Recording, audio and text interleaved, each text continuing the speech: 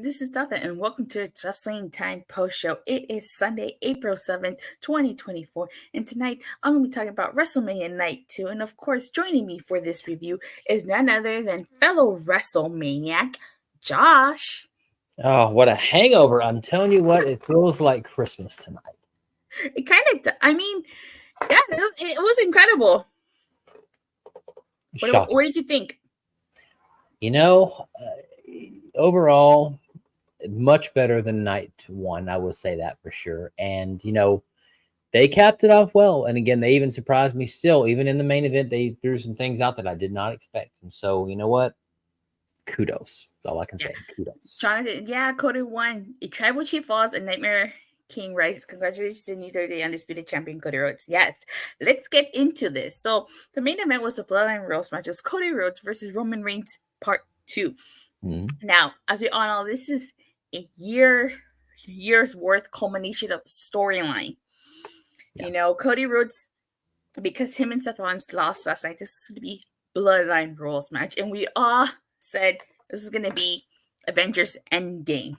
We are celebrating that end. Yes, we are. And I have to say, I really like the fact that this match started off with just being Cody and Roman. That's the way it should have been. Yes. You know, I feel like there was a few missed opportunities. Like I feel like the biggest missed opportunity was to have Mama Rhodes slap The Rock. That was a strange thing. They really didn't involve her as much besides showing her in the crowd. I mean, of course, later on after. But yeah, it was a strange missed moment. Yeah, unless you know, unless Cody's gonna feud with The Rock down the road, which would make sense since The Rock pinned him, then they'll probably saving it for that. Sure, makes sense. Cody Rhodes is now building his kingdom over the island of Valencia. Yeah, he is. I mean, talk about how, like, when Jimmy came out, I was like, that's when I knew fat shit was going to hit the fan. Yep. Jimmy came out, then Jay came out, he went after Jimmy. And I really liked Roman's face when Jay came out. He was like shocked that Jay came out. My God, talk about adding insult to injury. Roman Reigns hitting the crossroads to Cody Rhodes. Well, then Cody Rhodes hit the spear right back later on, though, which was great. I mean, they definitely had, they hit a lot of finishes in this one. They really, really made it to where it's like, okay, we get it. Let's go. So, I mean, you know, I think after a certain point, we all kind of knew, okay, Cody's winning this son of a bitch. Let's just get it done, right? In a good way. I also studied Avengers, yes. So then, so in the middle of Cody Rhodes giving Roman Reigns a crossroads, Solo Sikoa comes out and Samoan spikes him. Kind of got flashbacks to last year's WrestleMania.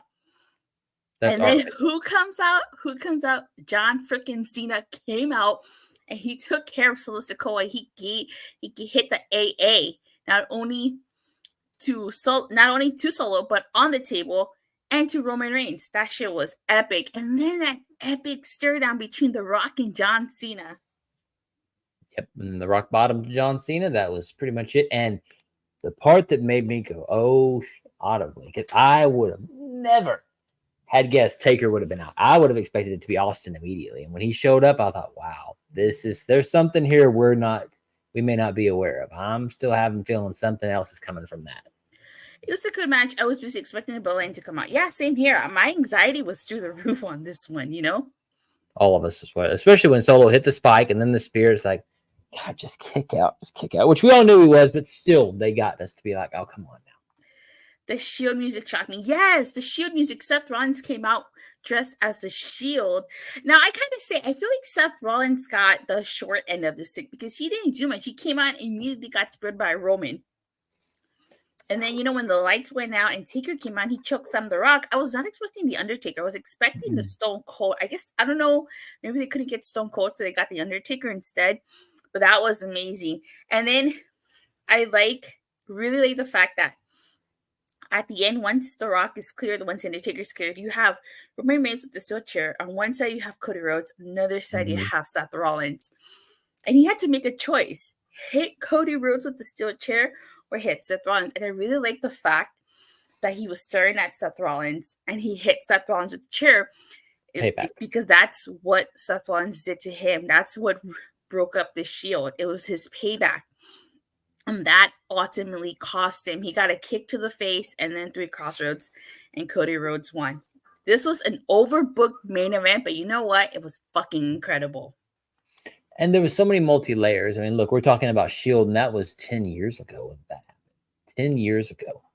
I mean, you know, it as overbooked as it was, and we all kind of knew it was going to be overbooked, they kept it short enough to where, to where it reminded me of like the old Attitude Era days when you would have one hit a finisher, then the other, then the other, then the other. And it wasn't this long, drawn out 20-minute, thing. It was literally just short, quick, and to the point. And I mean, Rock disappeared, Undertaker disappeared, and then them two are left together. So it was masterful. It really was. I really like this moment. You had Cody celebrating with, some other Raw roster, which if you notice, they were mostly all people that got screwed over by the Bloodline. That's what I thought was masterful. Sami Zayn and Jay, and then this with Mama Rhodes. I thought Samantha Irvin breaking up at the announcement and then Michael Cole breaking up as well was masterfully done. Yeah. And of course, Brandy, that was awesome. I thought that was such a beautiful thing. A -1. He was there as well. Yeah, he was. Which was such a cool moment. They really didn't bring it out, which I thought they were a little bit, but only thing they could have done that would have shocked me more was have Kenny Omega show up, but I doubt that's going to happen now with the AEW's Wednesday show, but we'll talk about that later. But yeah, it was masterfully done. Samantha in tears after the 3 got me. Yeah, she was in tears. Oh my God, I got teared up too. But this was great. It had to happen this way. It had to. And it was the most unique ending of WrestleMania because I've never really seen them. Unless I'm wrong, I don't remember all the guys emptying the locker room to join somebody in the ring. Usually that's like an after the show type of deal, know? Mm-hmm. Gave realism to it. It really did. It definitely did. But before we move on, I just want to take a few moments to give Roman Reigns his flowers. I mean, the man carried that title in the WWE for 4 years. He got us through the Thunderdome era. Mm-hmm. And yes, he went part-time. And as much as I complain about him being part-time, and as much as probably everybody that complained about him being part-time and not showing up, he did one hell of a job. And Roman Reigns came a long way from his babyface, big dog persona to this bloodline. That was such an incredible story. A round of applause. Roman Reigns deserves his fucking flowers. Thank you, Roman Reigns. I remember being at WrestleMania 32 when he won in the main event, and everybody was like, "Oh!" I mean, I feel bad for the guy because look, he was in that position, and 8 years later, here we have it to where he basically became the ultimate monster. And as much as I hate to admit it, I always had opinions Sami Zayn should have done it, but you know what? Cody Rhodes fit pretty well. Yeah. Io says, when you think of it, Seth was Cody's shield. Roman took his eyes off and focused on Seth to get 20. Yeah, he was right. That's when you're absolutely right. He was. One last time for the tribal chief. We acknowledge. I gotta admit something though. When Seth came out as the Shield, I thought for half a second, God help me if he does the fist bump and he hits Cody in the because I would have bought that too. So I halfway almost doubted. I'm like, why is he out in the Shield gear? That's interesting. So yeah, they almost got me there too. I 1,316 days. Thank you, Roman Reigns, for everything. Most Mania events for Roman, great reign. Now we don't have to talk about Hulk Hogan anymore. Oh well, he's still third when it comes to longest reigns of all time. So yeah, I think he means main events though, because I think last night was 8. I think he surpassed Hogan tonight with 9 main events at WrestleMania. I think that's what and it's going to be 10 next year when he gets that match with The Rock. For sure. All right. Let's kick things off talking about the Stephanie McMahon promo. I was so surprised Stephanie went out there. I was not expecting her. But I was Good like, for her. holy, you know, and I will say this. She made it a point, just like Triple H did last night. She made it a point to say this is a Paul Levesque era. You know, they're basically trying to destroy everything that any remnants of Vince, I should say. Yep. And that's got to be hard on her. I mean, it's still her dad regardless. But I mean, it's very evident. I mean, look, they're breaking fourth walls that they haven't really before. Even talking about, watching. I mean, after WrestleMania, right? And when the show was over, they had the commercial for the behind the curtain, and they were talking like, look, the script changed, the idea changed. Not that is so different than we've ever seen before. They're peeling back the curtain, and they're like, yeah, we're entertainment. Here's the true backstage of how this is going to go. Even The Rock having his, I think it was I forget what an ESPN kind of interview. Anyways, it was an interview where he basically said, I'm not the final boss, Rock. I'm now Dwayne Johnson. And here's what I think about this storyline. So a lot more freedom than I've ever seen. Yeah, definitely. So we got Seth freaking Rollins versus Drew McIntyre for the world title with CM Punk on commentary. This was a great match to kick off the show. Like, this match was incredible. Like, Drew McIntyre kept claymoring Seth Rollins. You have to remember, like, Seth Rollins was not at 100% because of that tag team match he went through yesterday. And, it's no surprise Drew McIntyre won. I think we all knew that was going to happen. And if you notice, like, at the end, Rollins looked so emotional. And it looked like his eye got banged up a little bit. I think he mouthed, Oh, yeah. you deserve it, They had a mutual respect. Mm-hmm. The only thing I didn't like about the match is I liked the idea that he hit him with so many claymores, but I was like, stomp, stomp, okay. It almost had too many false finishes for me, but looking at kind of the overall thing, which the next event we're about to talk about happened, it kind of made sense now. So kudos again. Yeah. And then, like, at the end, Drew McIntyre got his moment. When he first won the title in 2020, he did it without the fans, and he got his moment in front of the fans. And I really like the fact that, he went up to his wife. But here's where the story comes in. CM Punk was on commentary, and he could not help himself but to, like, rub it in CM Punk's face. And, and it's funny that Drew McIntyre said that Seth Rollins' obsession with the Bloodline was going to cost him, and it did. But yet Drew McIntyre's own obsession with CM Punk cost him, because he had CM Punk ripped up the cast and attacked Drew McIntyre. And as Io says here, Drew screwed Drew.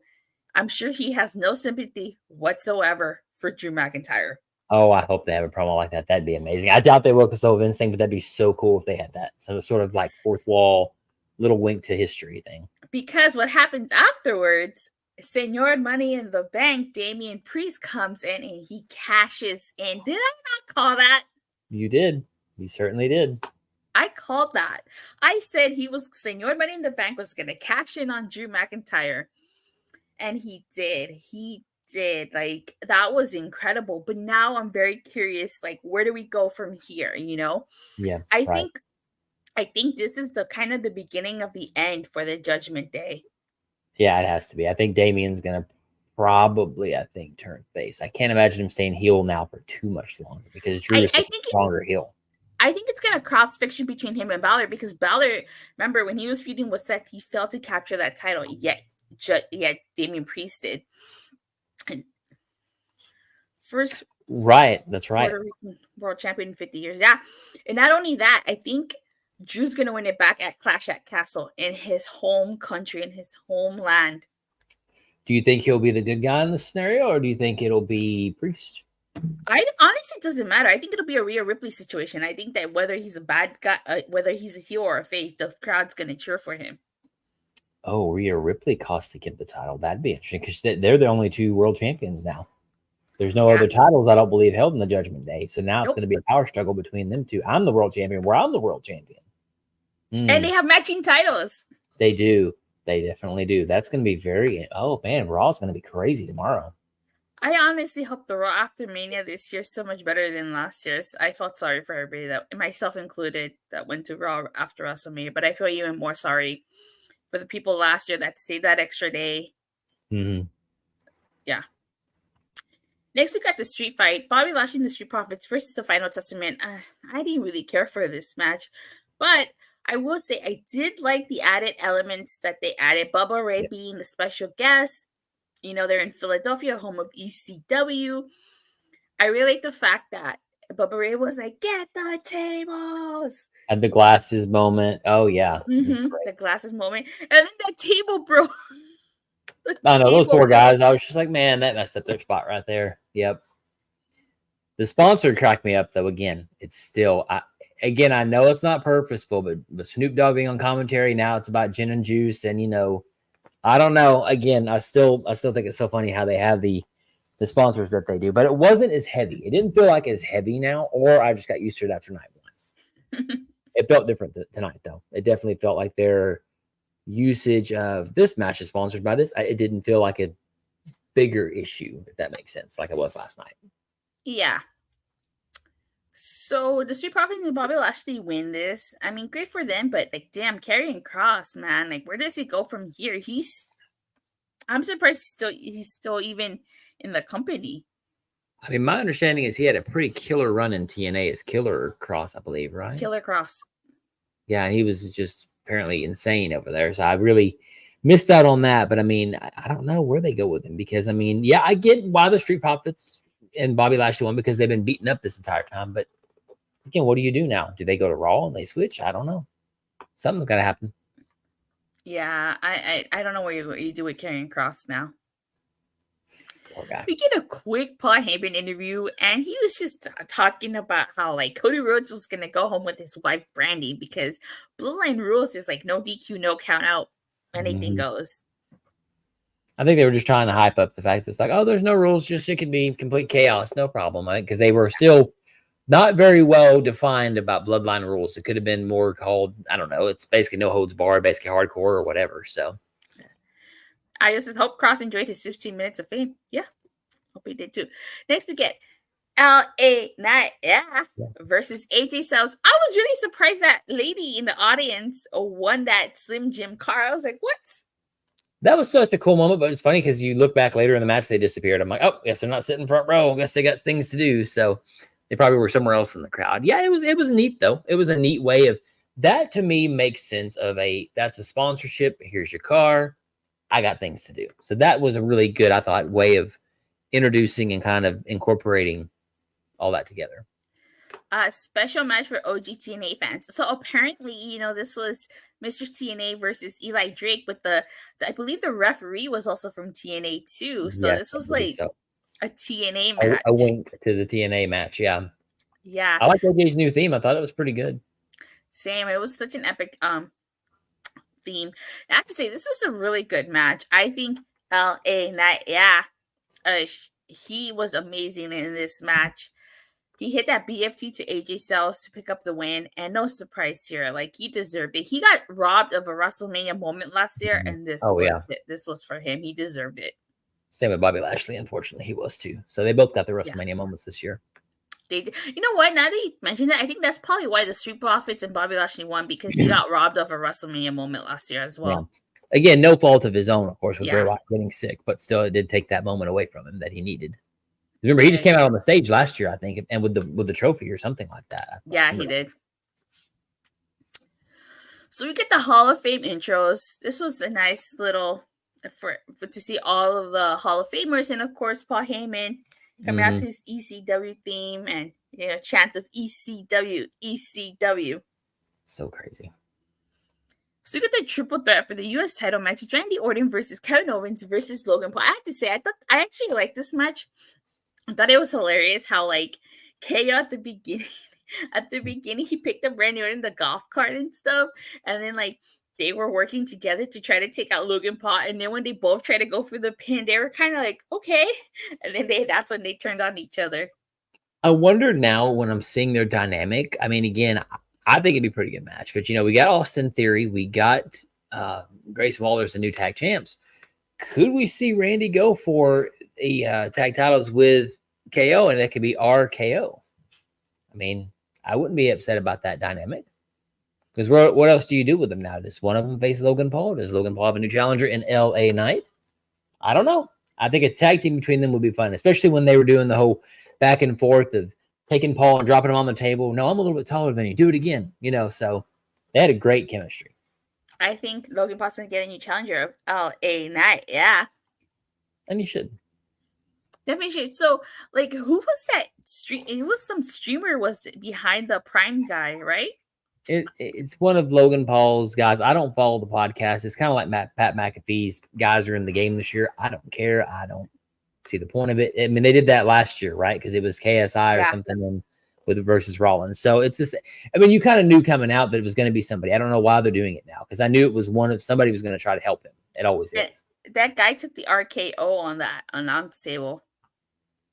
Right. I knew that spot was coming. I had a feeling because something's going to happen to that Prime guy. Yeah. So Logan Paul was victorious. His next match, probably LA Knight. All right. Before we get into the last match of the evening, they announced that it was 145,298 fans, a total of over 2 days, right? Yes, I think so. I think that's right. Oh wow.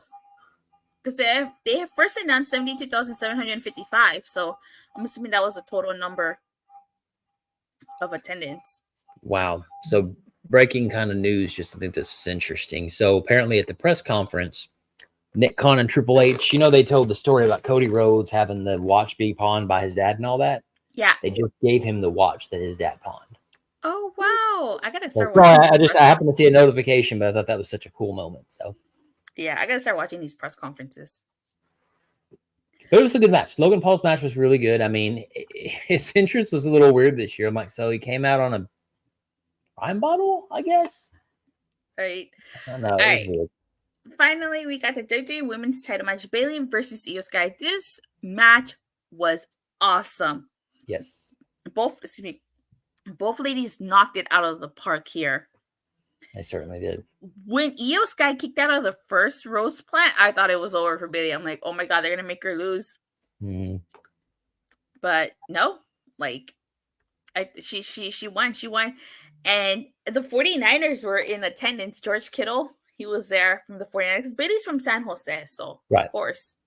I thought Io Sky's reversal of the Rose plan of just going forward. I'm like, whoa, holy crap. Remember she, went forward and got out of it at first. I mean, they did a great job. I really thought when she got in those cross faces twice, I thought, oh, she's going to tap out. Io's going to keep the title. And they got me again.